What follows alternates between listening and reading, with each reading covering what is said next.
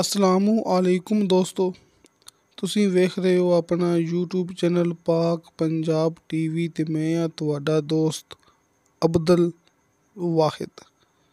ਦੋਸਤੋ ਮਾਸ਼ਾਅੱਲਾ, ਇਹ ਆਪਣੇ ਕੋਲੇ 30 ਕਨਾਲ ਇਹ ਜ਼ਮੀਨ ਹੈ, ਰਸਤਾ ਸਰਕਾਰੀ। ਇਸ ਰਸਤੇ ਸਰਕਾਰੀ ਤੇ ਆਪਣੀ ਜ਼ਮੀਨ ਦਾ 200 ਫੁੱਟ ਫਰੰਟ ਮੌਜੂਦ ਹੈ। ਆ ਵੇਖੋ ਦੋਸਤੋ, ਇਹ ਰਸਤਾ ਸਰਕਾਰੀ ਹੈ ਜਿੱਥੇ ਕਿ ਆਪਣੀ ਜ਼ਮੀਨ ਦਾ 200 ਫੁੱਟ ਫਰੰਟ ਮੌਜੂਦ ਹੈ ਤੇ ਇਹ ਰਸਤਾ ਸਰਕਾਰੀ ਕਾਰਪੇਟ ਰੋਡ ਤੋਂ 1.5 ਕਿਲੋਮੀਟਰ ਫਾਸਲੇ ਤੋਂ ਆ ਰਿਹਾ ਹੈ। ਯਾਨੀ ਕਿ ਇੱਥੋਂ ਡੇਢ ਇਸ ਜਗ੍ਹਾ ਤੋਂ 1.5 ਕਿਲੋਮੀਟਰ ਫਾਸਲੇ 'ਤੇ ਤੁਹਾਨੂੰ ਮਿਲੇਗਾ ਕਾਰਪੇਟ ਰੋਡ।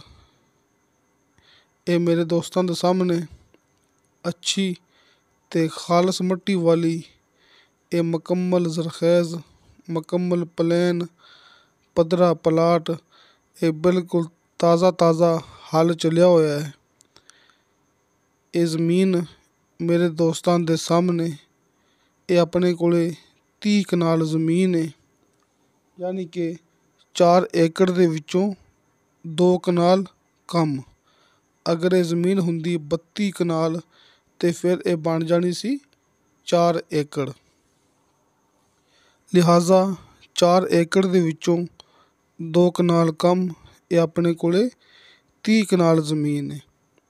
ਦੋਸਤੋ, ਇਹ ਤਹਿਸੀਲੋ ਜ਼ਿਲ੍ਹਾ ਚੱਕਵਾਲ ਦਾ ਇਲਾਕਾ ਜੇ। ਜ਼ਿਲ੍ਹਾ ਵੀ ਚੱਕਵਾਲ, ਤਹਿਸੀਲ ਵੀ ਚੱਕਵਾਲ। ਇਹ ਜ਼ਮੀਨ ਦੇ 2 ਮਾਲਕ ਨੇ। ਜ਼ਮੀਨ ਦੇ 2 ਮਾਲਕ ਨੇ। ਰਜਿਸਟਰੀ ਇੰਤਕਾਲਸ਼ੁਦਾ ਕੰਪਿਊਟਰਾਈਜ਼ ਰਿਕਾਰਡਸ਼ੁਦਾ ਇਹ ਆਪਣੇ ਕੋਲ ਮੌਕਾ ਹੈਗਾ ਅਤੇ ਨੀਚੇ ਦੋਸਤਾਂ ਨੂੰ 80 ਫੁੱਟ 'ਤੇ ਸ਼ਰਤੀਆ ਮਿੱਠਾ ਪਾਣੀ ਅਤੇ ਬੇਸ਼ੁਮਾਰ ਪਾਣੀ ਮਿਲੇਗਾ। ਬਿਜਲੀ ਆਬਾਦੀ ਇਸ ਜ਼ਮੀਨ ਦੇ ਕਰੀਬ ਹੈਗੀ ਹੈ। ਆਸ ਪਾਸ ਡੇਰੇ ਹੈਗੇ ਨੇ, ਬਿਜਲੀ ਕਰੀਬ ਹੈ। ਬਾਗਾਤ, ਜ਼ਰਾਅਤ ਐਂਡ ਫਾਰਮਿੰਗ ਲਈ ਇਹ ਆਪਣੇ ਕੋਲੇ ਬੜਾ ਖ਼ਾਸ ਮੌਕਾ ਹੈ। ਦੋਸਤੋ, ਇਹ 1 ਨੰਬਰ ਤੇ ਖਾਲਸ ਮਿੱਟੀ ਵਾਲੀ ज़मीन है मेरे दोस्तों के सामने।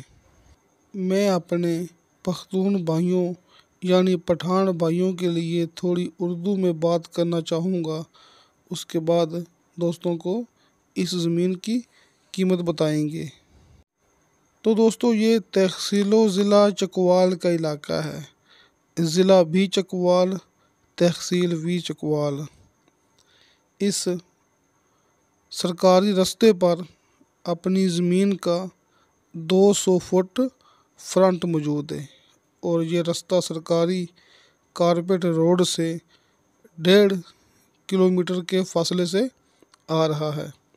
यानी कि यहाँ से 1.5 किलोमीटर के फासले पर दोस्तों को मिलेगा कारपेट रोड।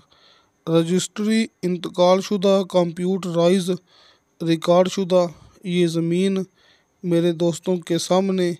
इस ज़मीन के 2 मालिक हैं।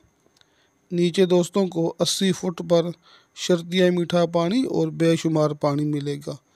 बिजली आबादी ज़मीन के करीब है। बिल्कुल खालस मिट्टी वाली ये ज़मीन है मेरे दोस्तों के सामने।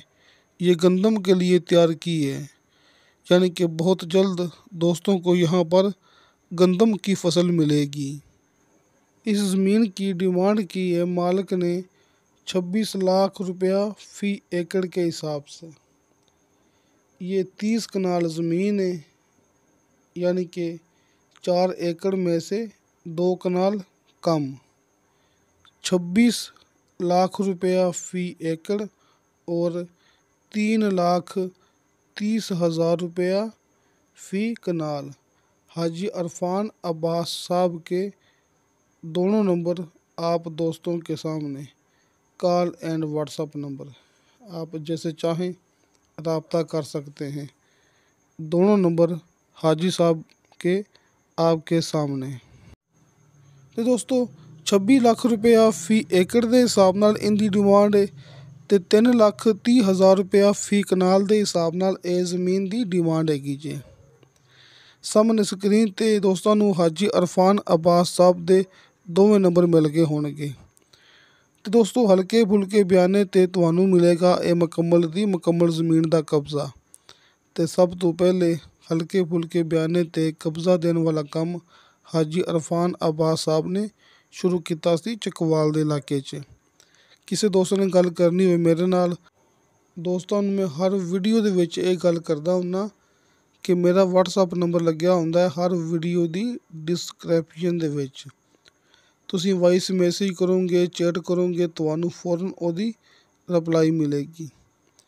ਤੇ ਦੋਸਤੋ ਇਨਸ਼ਾ ਅੱਲਾਹ ਤਾਲਾ ਬਸ਼ਰਤੇ ਜ਼ਿੰਦਗੀ ਬਾਫਜ਼ਲੇ ਖੁਦਾ ਮਿਲਾਂਗੇ ਅਗਲੀ ਵੀਡੀਓ 'ਤੇ।